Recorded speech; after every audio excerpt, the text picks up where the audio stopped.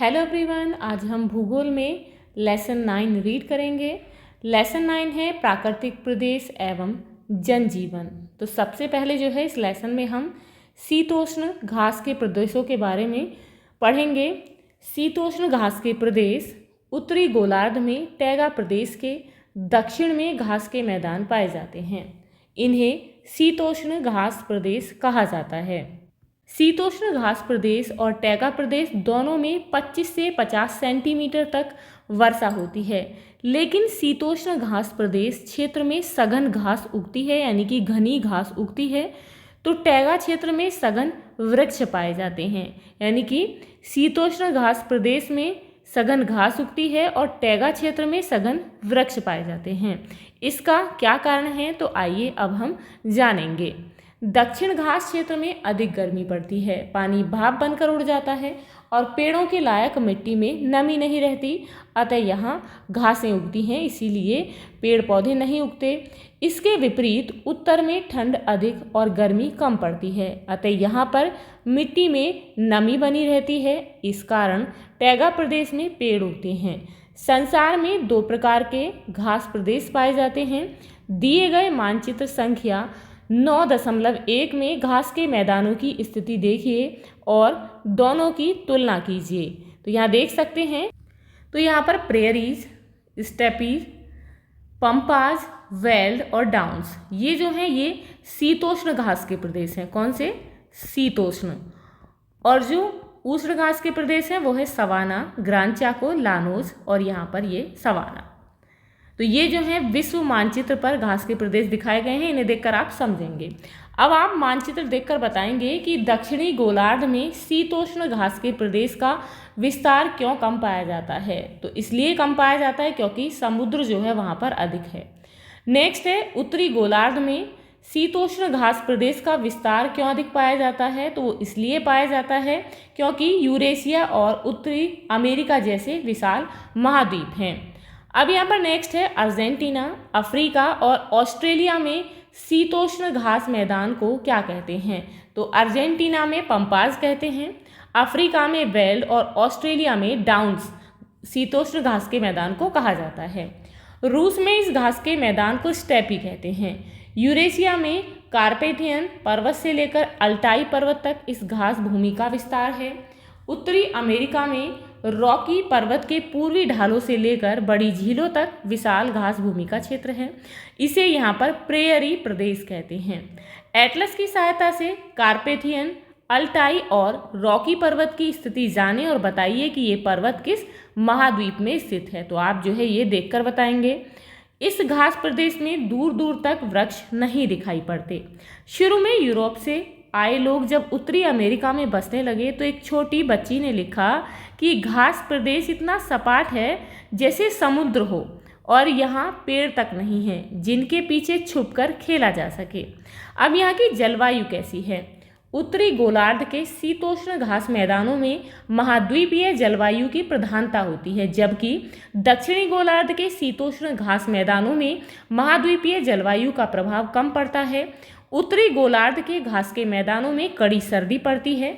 यहाँ कई महीने तापमान हिमांक के नीचे रहता है और बर्फ जमी रहती है। गर्मी साधारण होती है।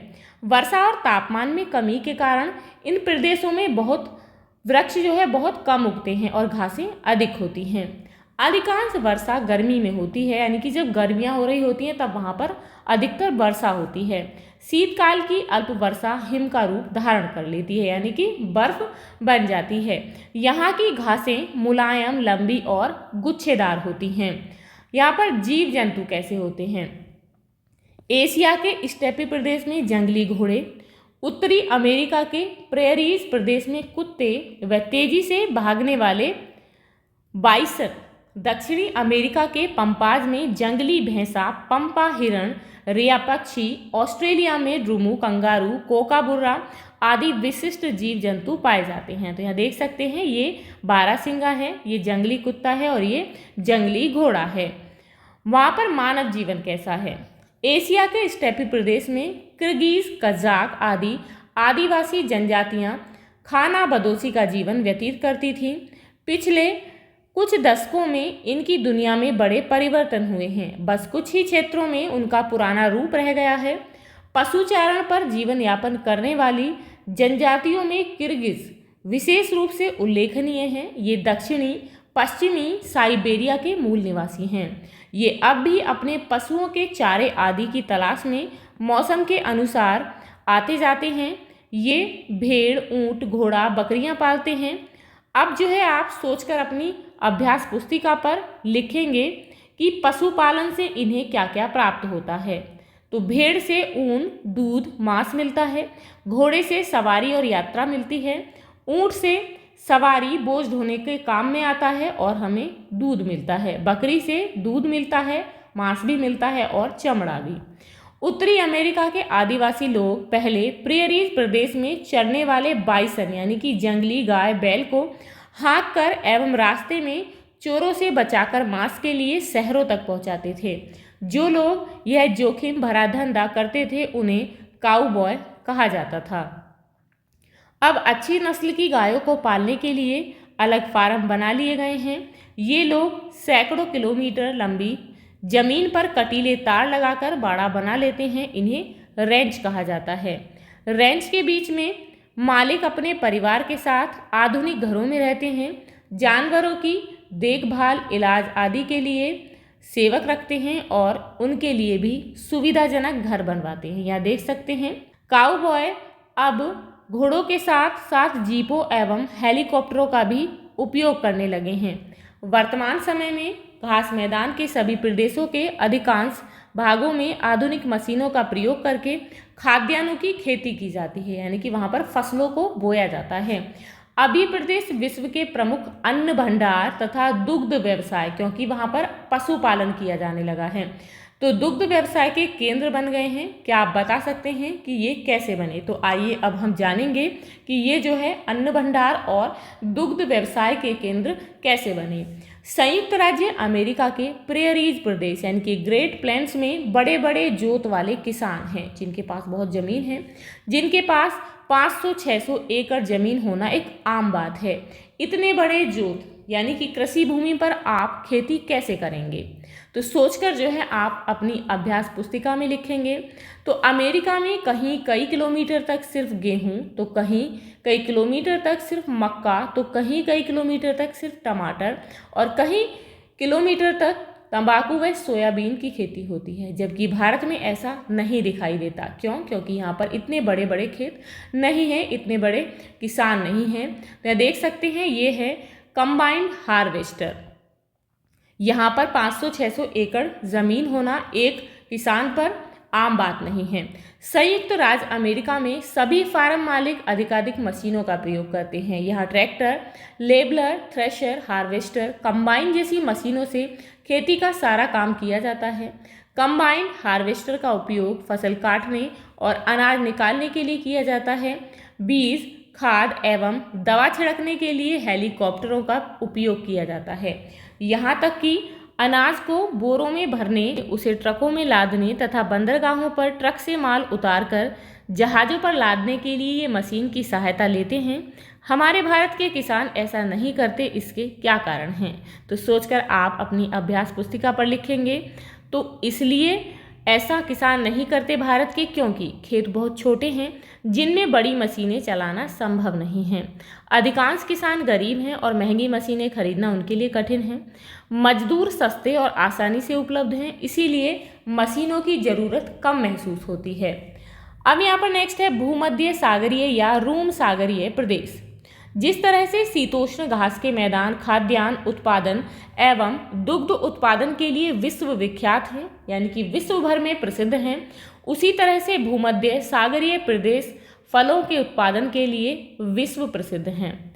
भूमध्य सागरीय प्रदेश का विस्तार भूमध्य सागर के दोनों ओर 30 डिग्री से 40 डिग्री अक्षांशों के बीच महाद्वीपों के पश्चिमी भागों में पाया जाता है। इस प्रदेश के अंतर्गत भूमध्य सागर के चारों ओर के देश उत्तरी अमेरिका में कैलिफोर्निया, दक्षिण अमेरिका में चिली, ऑस्ट्रेलिया का दक्षिण पश्चिमी भाग तथा दक्षिण अफ्रीका का दक्षिण पश्चिमी भाग सम्मिलित है। इस प्रदेश का विस्तार भूमध्य सागर के चारों ओर अधिक पाया जाता है, इसीलिए इसका नामकरण भूमध्य सागरीय प्रदेश किया गया है। तो यहाँ देख सकते हैं विश्व मानचित्र पर भूमध्य सागरीय प्रदेश, तो ये जो है क्या है, भूमध्य सागरीय प्रदेश हैं। मानचित्र एवं एटलस की सहायता से भूमध्य सागर के चारों ओर स्थित देशों के नाम लिखिए। तो उत्तर में है स्पेन, फ्रांस, इटली, ग्रीस और तुर्की यानी कि टर्की। दक्षिण में मोरक्को, अल्जीरिया, ट्यूनीसिया, लीबिया और मिस्र। पूर्व में है सीरिया, लेबनान और इजराइल। यहाँ की जलवायु कैसी है? ग्रीष्मकाल गर्म तथा शुष्क होता है, जबकि शीतकाल साधारण तथा आर्द्र होता है। वर्ष भर अधिक मात्रा में धूप की प्राप्ति होती रहती है। शीतकाल में औसत तापक्रम 5 डिग्री से 10 डिग्री सेल्सियस तथा ग्रीष्मकाल में औसत तापक्रम 20 डिग्री से 27 डिग्री सेल्सियस तक पहुंच जाता है। यह प्रदेश स्वास्थ्यवर्धक तथा आनंददायक शीतकाल के लिए विश्व प्रसिद्ध है। वार्षिक वर्षा का औसत 37 से 75 सेंटीमीटर के बीच होता है। शीतकाल में वर्षा अधिक होती है, जबकि ग्रीष्मकाल शुष्क रहता है। हमारे देश भारत में किस ऋतु में अधिक वर्षा होती है, सोचकर अपनी अभ्यास पुस्तिका पर लिखिए। तो हमारे देश भारत में वर्षा ऋतु जून से सितंबर में सबसे अधिक होती है। सूर्य के उत्तरायण और दक्षिणायन होने के कारण वायुदाब पेटियों में ऋतुवत स्थानांतरण के कारण ही भूमध्य सागरीय जलवायु की उत्पत्ति होती है। यहाँ पर वनस्पति कैसी होती है? इस प्रदेश में जाड़े में वर्षा की अधिकता तथा ग्रीष्मकाल सूखा रहने के कारण विशेष प्रकार की वनस्पतियाँ पाई जाती हैं, जिनमें ओक, वॉलनट, चेस्टनट, सेडार जैसे वृक्ष प्रमुख हैं। कहीं कहीं छोटे छोटे वृक्षों वाली झाड़ियों के झुंड भी पाए जाते हैं, जिनको कैलिफोर्निया में चैपरल और दक्षिण यूरोप में माकवी कहते हैं। भूमध्य सागरीय प्रदेश अपने रसीले फलों के लिए विश्व विख्यात हैं। इनमें प्रमुख है नींबू, संतरा, अंगूर, सेब, खुबानी, सहतूत, जैतून, अंजीर आदि। अब सोचकर बताइए कि यहाँ के वृक्ष ग्रीष्मकाल में वर्षा न होने पर अपनी रक्षा कैसे करते होंगे। तो यहाँ देख सकते हैं शीत ऋतु में यहाँ पर देख सकते हैं पेड़ पौधे कैसे हैं, हरे भरे हैं, और ग्रीष्म ऋतु में पेड़ पौधे क्या हैं, ये सूखे हुए हैं, यानी कि पत्ते जो हैं सूख रहे हैं। भूमध्य सागरीय प्रदेश में पाए जाने वाले वृक्षों की जड़ें लंबी, छालें मोटी और पत्तियां छोटी व मोटी होती हैं। इन्हीं विशेषताओं के कारण ये ग्रीष्म ऋतु की चिलचिलाती धूप से, यानी कि गर्मी की ऋतु में चिलचिलाती धूप से अपनी रक्षा करते हैं। आप अपने परिवेश में पाए जाने वाले नींबू, संतरा, अंगूर आदि फलदार वृक्षों की छालों और पत्तियों का अवलोकन करके, यानी कि उन्हें देख करके उनकी विशेषताओं को अपनी अभ्यास पुस्तिका में लिखेंगे। मानव जीवन कैसा है? भूमध्य सागरीय प्रदेश प्राचीन काल से ही बड़े विकसित रहे हैं। प्राचीन काल में यूनान, रोम, मिस्र और सीरिया की सभ्यताएं इसी प्रदेश में विकसित हुई थी। क्या आप इसका कारण बता सकते हैं? तो इस प्रदेश में उत्तम जलवायु, उपजाऊ भूमि तथा अन्य प्राकृतिक संसाधनों की सुलभता से मानव जीवन एवं रहन सहन का स्तर ऊंचा है। आधुनिक आर्थिक विकास की दृष्टि से भी ये प्रदेश काफ़ी विकसित हैं। यहाँ के निवासी अनेक प्रकार के व्यवसाय में लगे हुए हैं। इन प्रदेशों में फलों की खेती, अनाज उत्पादन, शराब बनाना, कृषि उद्योग, इंजीनियरिंग तथा खनिज उद्योग का विशेष महत्व है। इस प्रदेश के निवासी आधुनिक एवं वैभवपूर्ण जीवन व्यतीत कर रहे हैं। जैतून से तेल निकालना, अंगूर से शराब बनाना तथा सहतूत की पत्तियों पर रेशम के कीड़े पालकर रेशम तैयार करना यहाँ के अन्य उद्योग हैं। अब अपने परिवेश में कृषि पर आधारित उद्योग धंधों की सूची आप अपनी अभ्यास पुस्तिका में बनाएंगे। तो ये था आपका लेसन 9। आई होप आपको समझ आ गया होगा कि प्राकृतिक प्रदेश में जनजीवन कैसा है, प्राकृतिक प्रदेश जो है किसे कहते हैं, कैसे हैं, और यहाँ पर जो है मानव जीवन कैसा है। तो यहाँ पर जो है इस लेसन के क्वेश्चंस दिए गए हैं, जिन्हें हम नेक्स्ट वीडियो में सॉल्व करेंगे। तो मिलते हैं नेक्स्ट वीडियो में इस लेसन के क्वेश्चन आंसर्स के साथ। If you like this video, please like and share, and if you are new on this channel, please subscribe the channel. Thank you.